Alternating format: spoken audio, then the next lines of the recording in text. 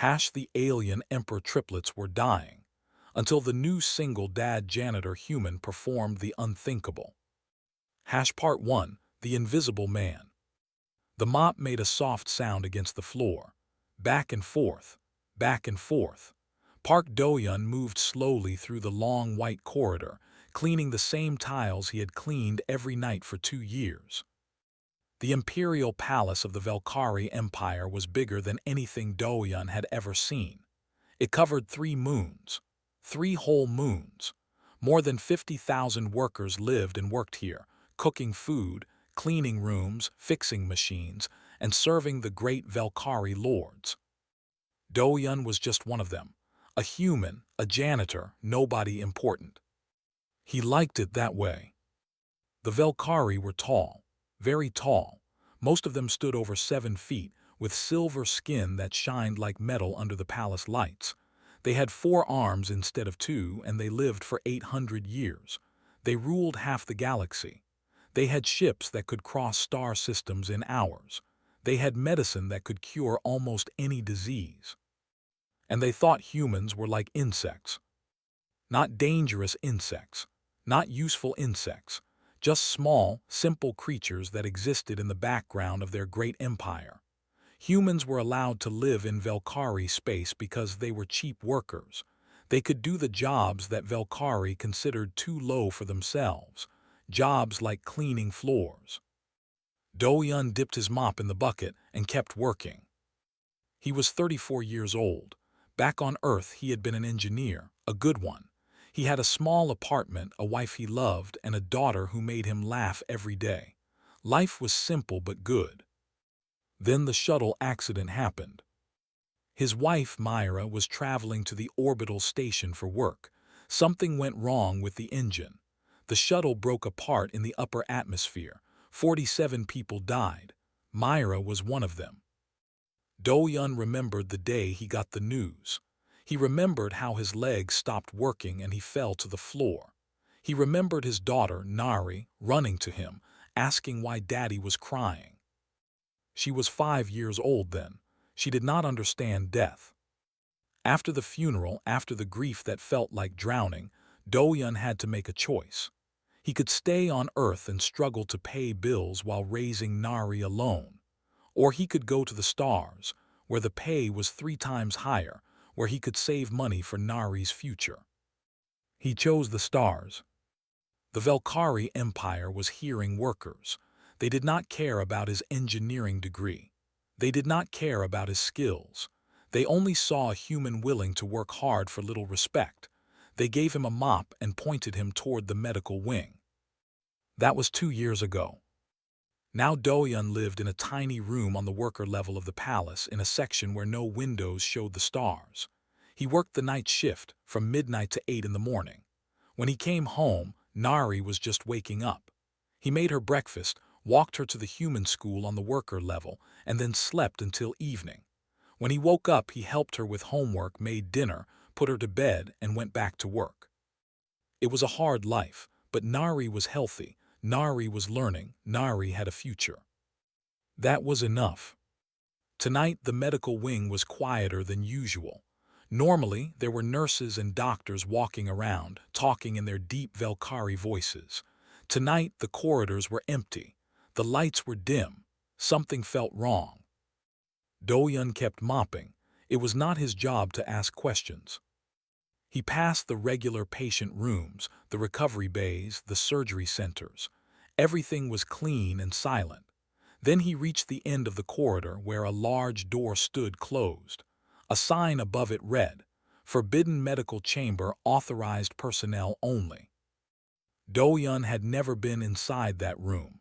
He was not authorized. He was not even supposed to clean this close to the door. But tonight, his supervisor had told him to cover extra sections because 2 other janitors were sick. So here he was, mopping the floor outside the most restricted room in the medical wing. That was when he heard it. At first he thought it was a machine making a strange noise. A high, thin sound, almost too high to hear. It came and went like waves on a beach. But the more he listened, the more he realized it was not a machine. It was crying. Three voices crying together.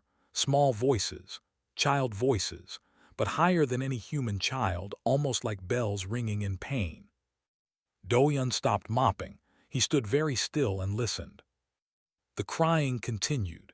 It rose and fell, mixing together in a sound that hurt his heart. He had heard crying like this before. He had heard it from Nari after her mother died, when the little girl did not understand why mommy was not coming home. This was the same kind of crying, the crying of children who were scared and alone. Do-yeon looked at the forbidden door. He looked at his mop. He knew he should keep working and mind his own business. He was nobody. He was invisible. Getting involved in Valkyrie problems was a good way to lose his job or worse. But the crying did not stop. He leaned his mop against the wall and walked closer to the door. He pressed his ear against the cold metal and listened. Yes, three voices. Three children crying in perfect, terrible harmony. Do-yeon knew who was behind that door. Everyone in the palace knew, even the lowly janitors. The emperor's triplets were sick. They had been sick for 6 days. The hollow plague, people whispered. A disease that only affected Valkyrie. A disease that made their hearts stop working. The triplets were 4 years old in Valkyrie terms. Bobbies, really. Their mother, Empress Arin, had died giving birth to them. Their father, Emperor Torek, ruled half the galaxy from his throne room, but he had not visited his children in 6 days. Valkyrie fathers did not bond with their children until they were grown. It was tradition. So the Bobbies were alone, sick and alone, crying for someone to help them. Every famous doctor in the empire had tried to save them. Every treatment had failed. The word in the worker levels was that the triplets would be dead within 2 days. Do-yeon stood at the door, listening to those three small voices cry. He thought about Nari, sleeping in their tiny room right now, probably hugging the stuffed bear that Myra had given her years ago.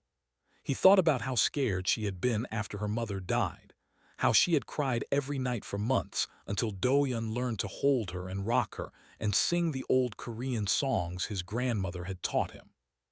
He thought about how sometimes the only medicine a child needs is to know that someone cares.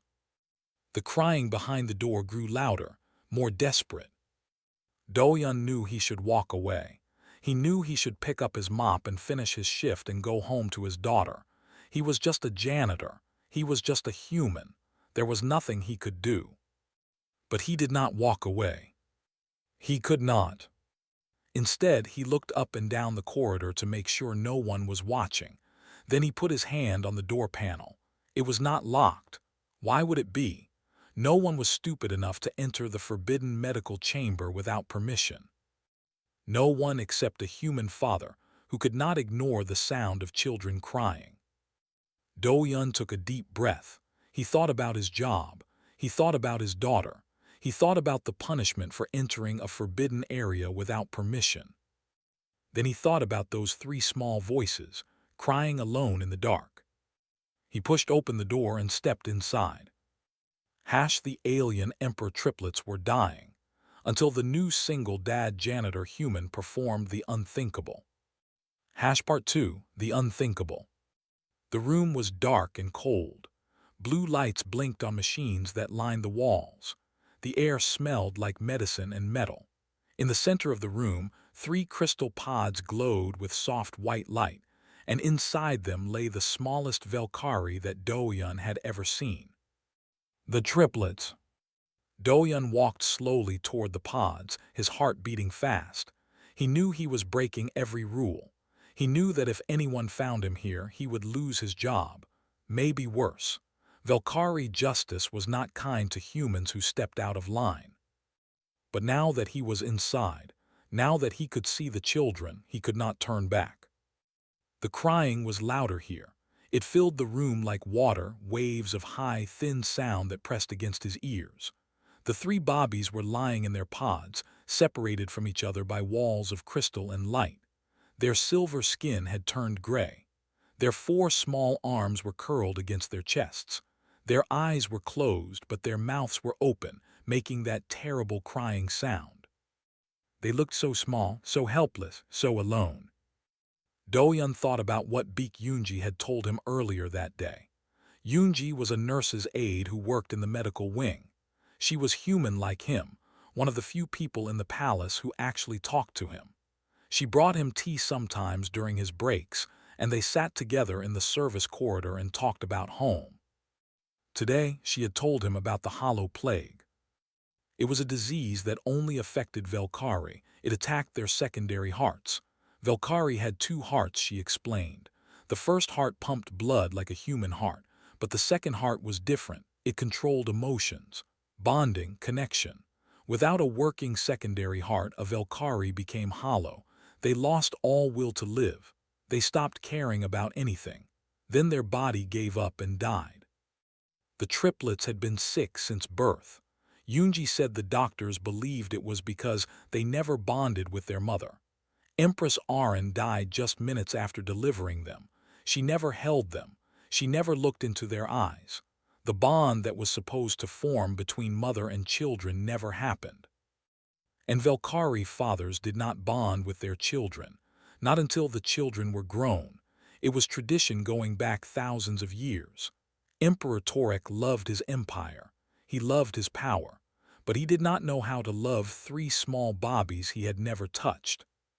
So the triplets grew up in machines, fed by tubes, cleaned by robots, watched by doctors who kept their distance because Velkari did not touch sick children. They were surrounded by the best technology in the galaxy, but they had never felt a warm hand on their skin. They had never heard a soft voice singing them to sleep. They had never been held. And now they were dying. Do-yeon stood between the three pods, looking at each child in turn. They were identical, but he could see small differences. One was slightly smaller than the others, with a tiny mark on the left side of his face. One had longer fingers. One had a small curl of silver hair that fell across her forehead. The smallest one was crying the loudest. Do-yeon reached toward the pod. The crystal was warm under his fingers. There was no lid, no barrier. The child lay open to the air, attached to wires and tubes that monitored every part of his failing body. The machines around the room showed numbers and graphs. Do-yeon did not understand most of them, but he understood one thing. The lines were going down. The children were getting worse. He thought about Nari again. After Myra died, Nari had stopped eating. She had stopped playing. She had spent days just sitting in her room, staring at the wall. The doctors said it was grief. They gave her medicine. They told Do-yeon to give her time. But medicine and time were not what Nari needed. What she needed was her father. She needed him to hold her, to rock her, to tell her that everything was going to be okay. She needed to feel his arms around her and hear his heart beating and know that she was not alone in the world. Do-yeon did not understand Velkari medicine. He did not understand secondary hearts or bonding or any of the complicated science these doctors had spent centuries studying. But he understood crying children. Before he could stop himself, before he could think about what he was doing, he reached into the pod and picked up the smallest child. The baby was lighter than he expected. The wires and tubes stretched but did not break. The child's skin was cool and smooth, like touching polished stone. 4 tiny arms hung limply. The crying continued, but it changed somehow when Do-yeon lifted the baby, becoming more confused than desperate. Do-yeon pulled the child against his chest and held him there, one hand supporting the small head, the other wrapped around the tiny body. The baby stopped crying. For a moment the room was silent. The other 2 children still made their thin, high sounds, but this one, the smallest one, went quiet. His gray face turned toward Do-yeon's chest, pressing against the fabric of his janitor's uniform. His 4 small hands grabbed at the cloth, holding on tight. The machines around the room began to beep. Loud, angry, red lights flashed. Do-yeon's heart jumped in fear.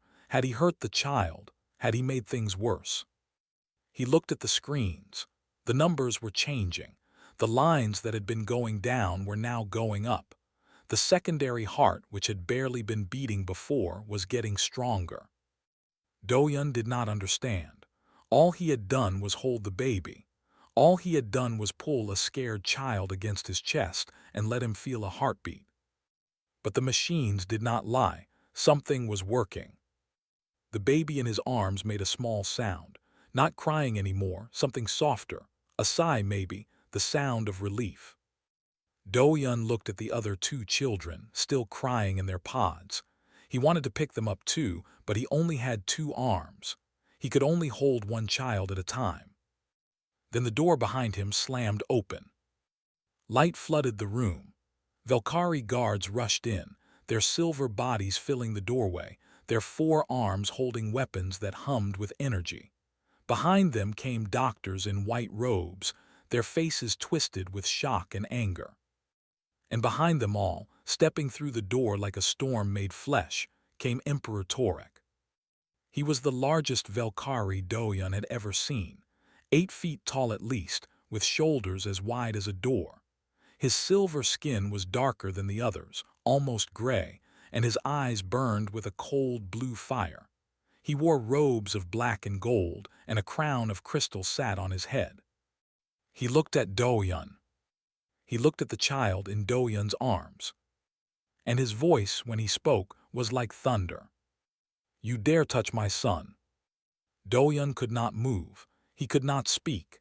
The baby in his arms grabbed tighter at his shirt, as if afraid to let go. The emperor stepped closer, his 4 hands clenched into fists. Guards raised their weapons. Doctors shouted orders. "You will die for this, human," Torek said, slowly, painfully. Do-yun believed him. He believed that he was about to die. He thought about Nari, alone in their room, waiting for a father who would never come home. But then one of the doctors, an old Valkyrie with white hair and tired eyes, raised a trembling hand. "Your Eminence," the doctor said, "wait, look at the monitors." Torek stopped. He turned to the screens. His eyes moved across the numbers and graphs. The room fell silent. Do-yun did not know what the emperor was seeing, but he knew it was important because Torek's face changed. The anger faded. Something else took its place. Something Do-yun had never seen on a Valkyrie face before. Confusion and hope. "Impossible," the emperor whispered. The smallest child, the one in Do-yun's arms, let out another soft sigh. His secondary heart was beating stronger now, stronger than it had beaten in 6 days. All because a human janitor had picked him up and held him.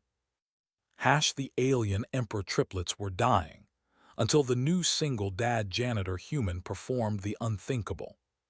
Part 3, the human method.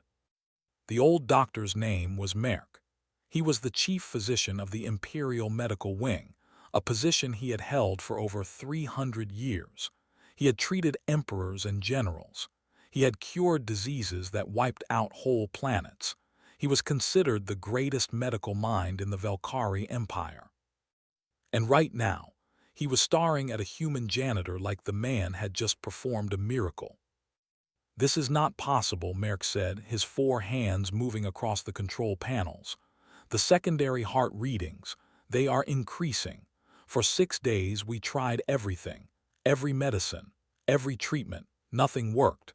And this human just picked up the child and the readings improved." Emperor Torek stood frozen in the middle of the room. His cold blue eyes moved from the screens to Do-yun to the child in Do-yun's arms. His fists were still clenched, but he did not give the order to kill. "Explain," Torek said. His voice was quieter now but still dangerous. "Explain what you did, human."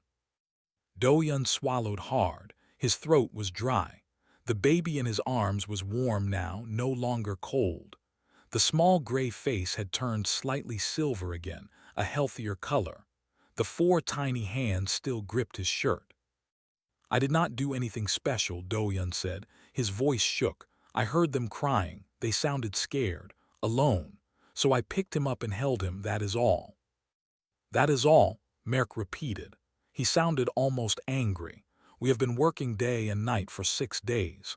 We have used the most advanced technology in the galaxy, and you are telling me that you just held the child." "Yes," Doyun said. The other two triplets were still crying in their pods. Their sounds were louder now, more desperate, as if they could sense that their brother was getting something they were not. One of the guards stepped forward, his weapon raised. "Your Eminence," this human broke into a forbidden area. He touched the Imperial heirs without permission. "Whatever is happening to the readings must be a mistake. We should remove him and execute the sentence." Torek raised one hand, and the guard stopped moving. "Wait," the Emperor said. He walked closer to Doyun, his massive body blocking out the light. His face was unreadable. "Tell me, human, do you have children?" Doyun met the Emperor's eyes. It took all his courage not to look away. "I have a daughter," he said. "Her name is Nari. She is 7 years old. Her mother died 2 years ago." Something flickered in Torek's eyes. Pain, maybe, recognition. "How do you comfort her?" the Emperor asked. "When she is scared, when she cries, what do you do?" Doyun thought about all the nights after Myra died. All the nights when Nari woke up screaming from nightmares. All the times he sat on the edge of her bed, holding her, singing to her, telling her stories until she fell back asleep. "I hold her," he said. "I talk to her, I sing to her. I make her feel safe. I let her know that she is not alone." Merk made a strange sound. "That is absurd. Velkari children do not need such things. Our bodies regulate emotions through the secondary heart. We do not require external comfort." But Doyun looked at the crying bobbies in the other pods, and he shook his head. "With respect," he said carefully, "these children are dying. Their secondary hearts are failing, and your doctors cannot save them." Maybe he was about to say something that would get him killed, but he was already holding the Emperor's son. "Things could not get much worse. Maybe you do not know as much about what children need as you think." The room went completely silent. Doyun expected Torek to kill him right there. He expected the guards to shoot him. He expected something terrible to happen. Instead, the Emperor looked at the baby in Doyun's arms. The child had stopped crying completely now. He was making small, soft sounds, almost like humming. His face was pressed against Doyun's chest, listening to the human's heartbeat. "Their mother died before she could hold them," Torek said slowly. His voice was strange, thick. "She always talked about how she would hold them, sing to them, tell them stories. She said that was the most important part of being a mother." He paused. "I told her it was unnecessary, that machines and doctors could handle such things, that Velkari children did not need to be coddled like human bobbies." Merk started to speak, but Torek silenced him with a look. "I was wrong," the Emperor said. He took a deep breath, and Doyun saw something he never expected to see. The most powerful being in the galaxy, looking lost and afraid. "I have been wrong for 4 years. My children are dying because I did not hold them, because I did not sing to them, because I thought such things were beneath an emperor." The other two triplets continued to cry. Their sounds were weaker now, more tired. Torek looked at Doyun. "Teach us," he said. "Show us what to do. Save my children and I will give you anything you want."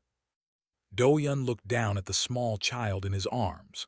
Then he looked at the other two, still alone in their pods, still crying for comfort that never came. "I need help," he said. "I only have 2 arms. Someone else needs to hold the other 2. Merk stepped forward. "I will call the nurses." "No," Doyun shook his head. He looked directly at the Emperor. "You will hold them." The room gasped. Torek's eyes went wide. "That is not done," he said. "Velkari fathers do not bond with children until they are grown. It is tradition. Tradition is killing them." Doyun's voice was stronger now. He was not afraid anymore. He was just a father talking to another father about their children. "Look at your sons. Look at your daughter. They have never felt their father's arms around them. They have never heard your voice speaking softly to them. They have been alone since the day they were born. That is why they are dying." Torek stood very still. His 4 hands hung at his sides.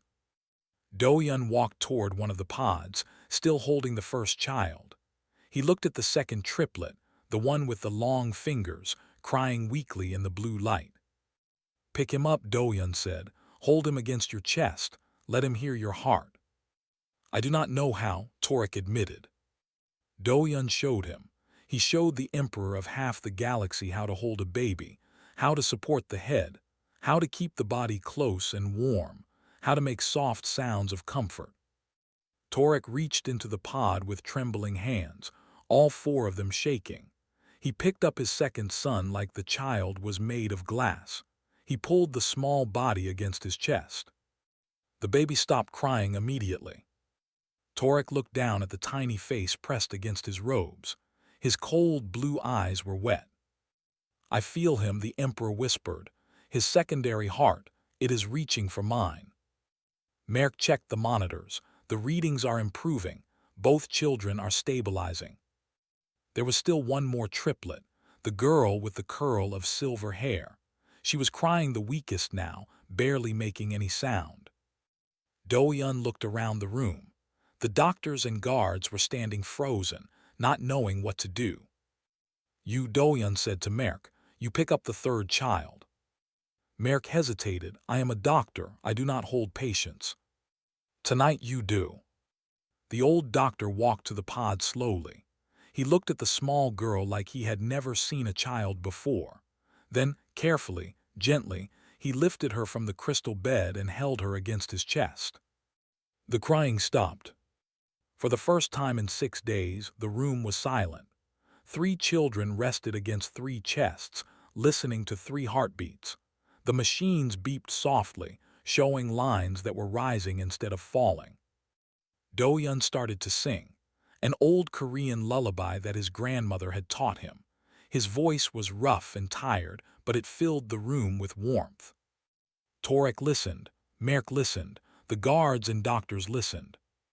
And the triplets slept peacefully for the first time since they were born. The alien emperor triplets were dying, until the new single dad janitor human performed the unthinkable. Part 4, The Weight of Healing. Do-yun did not sleep for 2 days. The triplets needed constant holding. Every time someone put them down, their secondary hearts began to weaken again.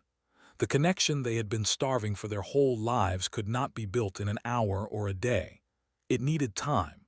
It needed patience. It needed warm arms and soft voices and hearts beating close to theirs. Do-yun taught the nurses how to hold the children properly. Most of them were Valkyrie and they had never touched a patient before. They stood stiff and uncomfortable, their 4 arms held at strange angles.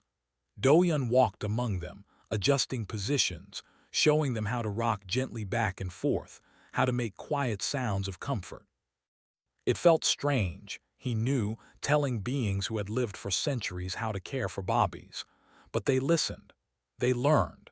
They saw the monitors improving and understood that this human knew something they did not. Baek Yoonji came to help. She was better at it than the Valkyrie nurses, having human instincts that made holding children feel natural. She took shifts with the third triplet, the little girl, singing Korean songs and telling stories about Earth. On the second day, Do-yun sent a message to the school where Nari was studying. He asked if someone could bring his daughter to the medical wing. An hour later, Nari walked through the door. She was small for 7 years old, with her mother's round face and her father's serious eyes. She wore her school uniform, wrinkled from a long day of classes. She looked around the room with wide eyes, taking in the machines and doctors and the massive emperor standing in the corner. Then she saw her father, sitting in a chair, holding a tiny alien baby. "Daddy," she said, "what is happening?" Do-yun smiled at her. It was the first time he had smiled in 2 days. "Come here, sweetheart. I want you to meet someone." Nari walked closer, looking at the small silver child in her father's arms. The baby was awake, staring up at her with large purple eyes. "Is that a baby?" Nari asked. "Yes, his name is Kale. He has been very sick, but he is getting better." He is small, smaller than the bobbies I saw at the station back home. He is very young, only 4 years old in their time. That is like a baby for his people.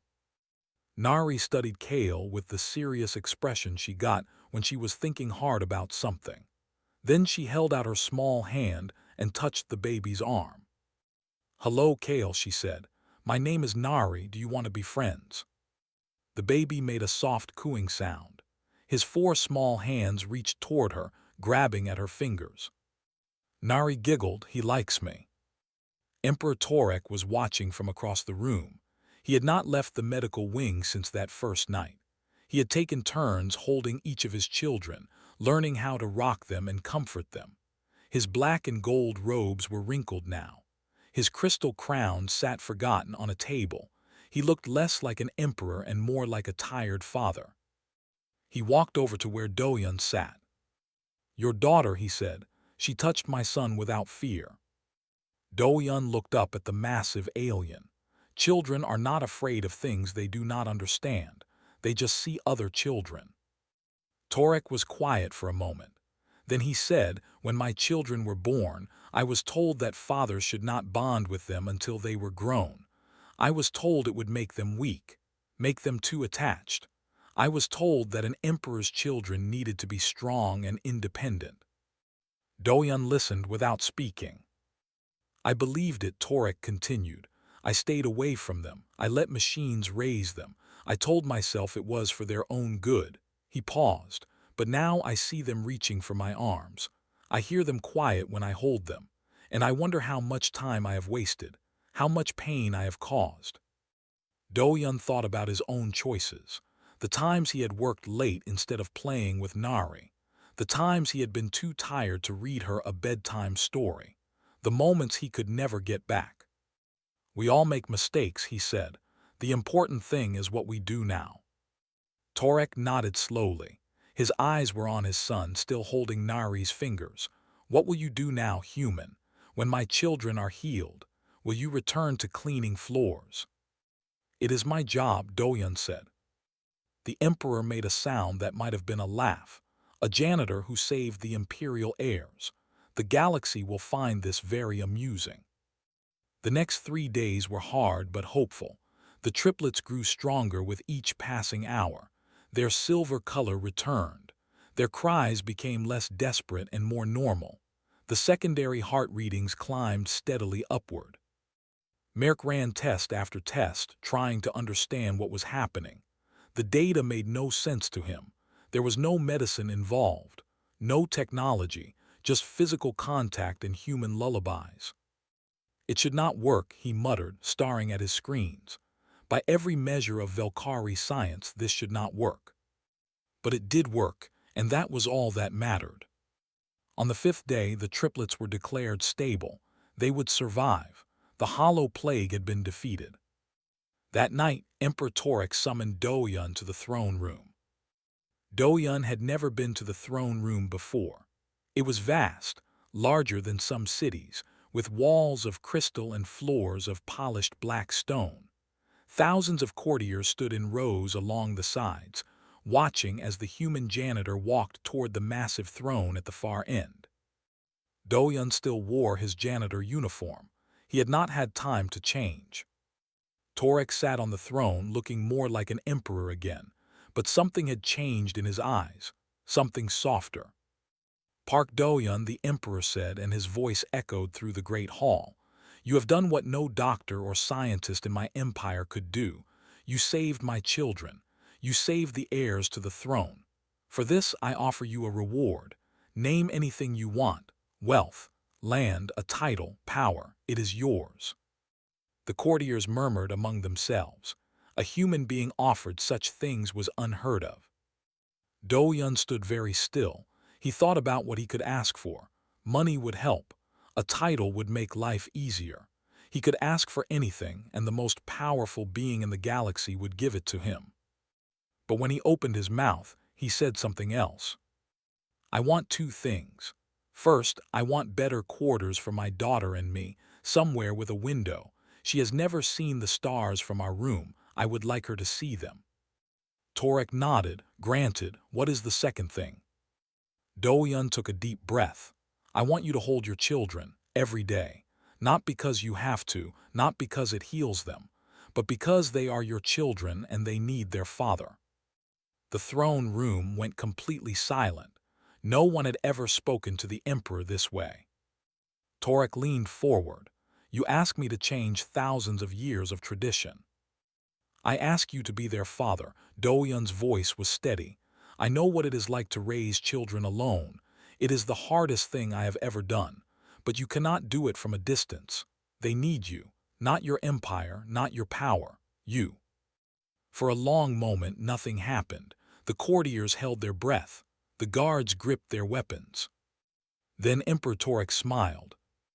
Show me, he said. Show me how humans love their children. The courtiers gasped. It will be my honor, Do-yun replied. And with those words, everything changed. The alien Emperor triplets were dying, until the new Single Dad Janitor human performed the unthinkable. Part 5, The Human Way. 5 years passed. The Velkari Empire was not the same anymore. Something had shifted in those dark days when the Imperial triplets lay dying, when a human janitor walked into a forbidden room and changed everything. They called it the human method. It started small. Emperor Torek held his children every morning before court, singing clumsy versions of the Korean lullabies that Do-yun had taught him. The courtiers whispered. The old nobles complained. They said the emperor was becoming soft. They said he was following primitive human ways. But then the children grew healthy and strong. Kale, Veth, and Sura became the happiest young Velkari anyone had ever seen. They laughed. They played. They hugged their father with all 4 arms when he came home from his duties. Their secondary hearts beat strong and steady. Other parents noticed. At first, only a few brave ones tried holding their bobbies. They did it secretly, afraid of what others might think. But when their children became healthier, when the numbers of secondary heart failures began to drop, the secret spread. Within a year, the Imperial Medical Academy added a new course to their training. They called it Therapeutic Physical Contact. The teachers were human nurses who had worked with Do-yun during those first desperate nights. They taught Velkari doctors how to hold patients, how to comfort them, how to use touch as medicine. Within 3 years, secondary heart failure rates across the empire dropped by 60%. Within 5 years, the human method was standard practice in every hospital on every planet under Velkari rule. And Park Do-yun was no longer a janitor.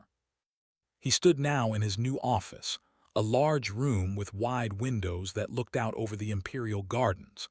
The stars were visible even during the day here, bright points of light against the purple sky. Nari loved watching them. She had spent hours at these windows when they first moved in, nomming the stars after characters from her favorite stories. On his desk sat an old mop. It was worn and stained, the handle smooth from years of use. Do-yun kept it there as a reminder of where he came from, of who he had been when everything changed. His title now was Imperial Advisor on Human Velkari Relations. It was a long name for a simple job. He helped humans and Velkari understand each other. He solved problems. He built bridges between 2 species that had spent centuries ignoring each other. Some days it was easy, some days it was hard, but every day it mattered. A knock came at his door. Dad, Nari's voice called, "They are here." Do-yun smiled and put down the report he was reading. "Come in." The door opened, and Nari walked in. She was 12 years old now, tall for her age, with long black hair that she wore in a braid down her back. Behind her came 3 figures who were almost as tall as Do-yun himself, even though they were only 9 in Velkari years. Kale, Veth, and Sura. The triplets had grown well. Their silver skin was bright and healthy. Their purple eyes sparkled with mischief and joy. They wore the simple robes of imperial children, but they moved with a freedom that made the old courtiers shake their heads. Uncle Do-yun, Sura called out, rushing forward to wrap all four of her arms around him. We learned a new Korean word today. Nari taught us. Did she? Do-yun hugged her back. What word? Saranghi Veth said proudly. It means I love you. Very good. Your pronunciation is getting better. Kale, the smallest of the triplets but always the leader, walked up to look at the mop on the desk. Father told us you used to clean floors with this. I did. Why do you keep it? Do-yun touched the old wooden handle. To remember.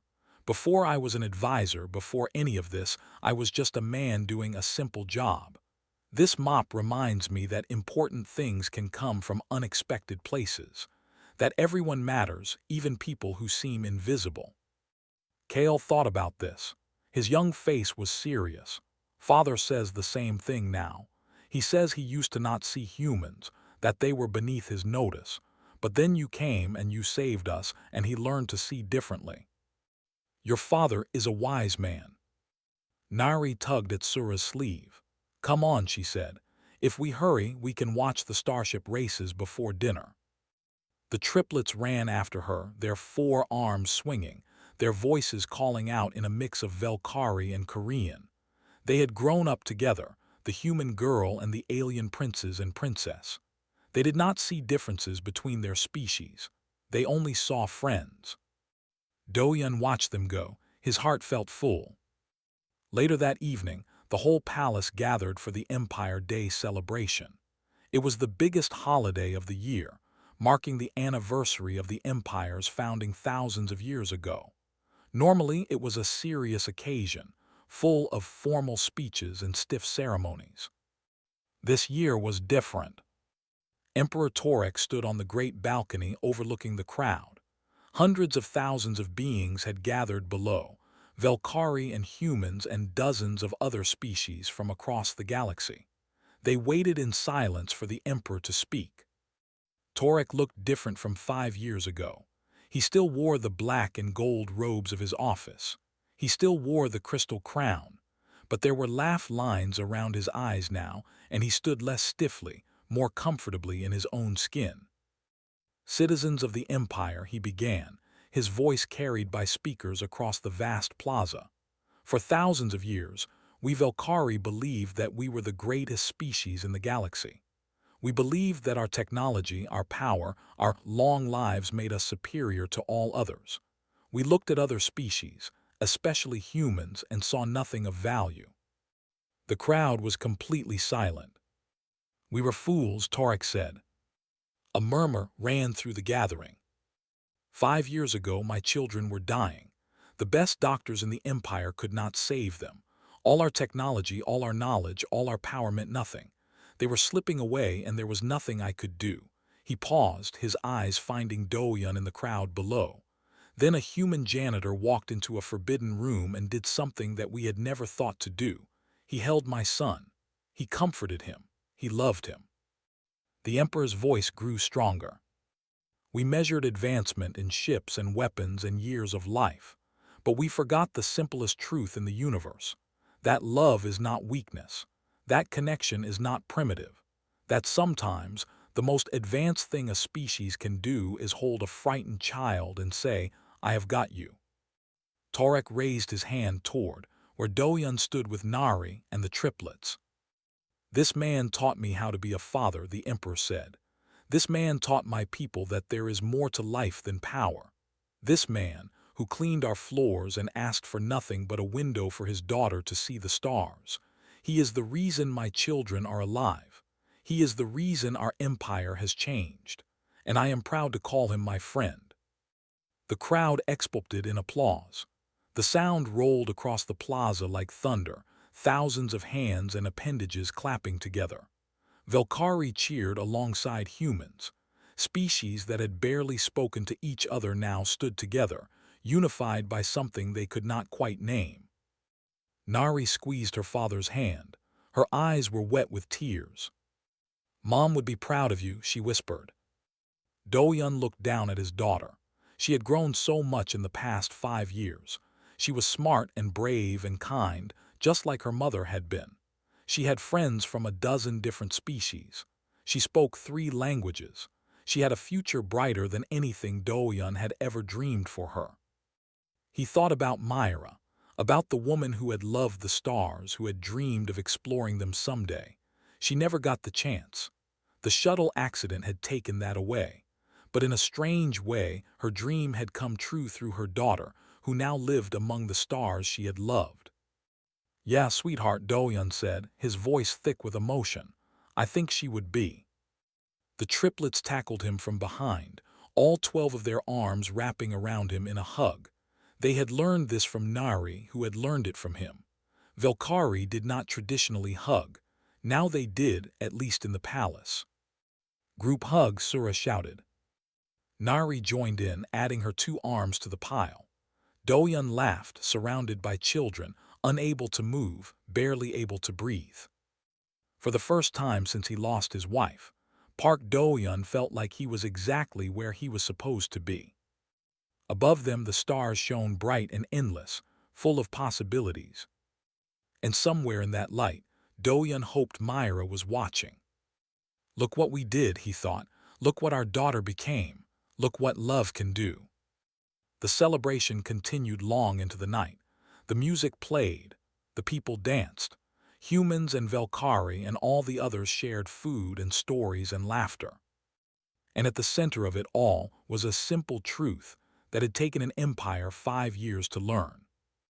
That sometimes the smallest act of kindness can change everything. That sometimes being invisible means you can see what others cannot. That sometimes all a dying child needs is someone to hold them and say, "I am here. You are not alone." That is the human way. And now it is the way of the stars.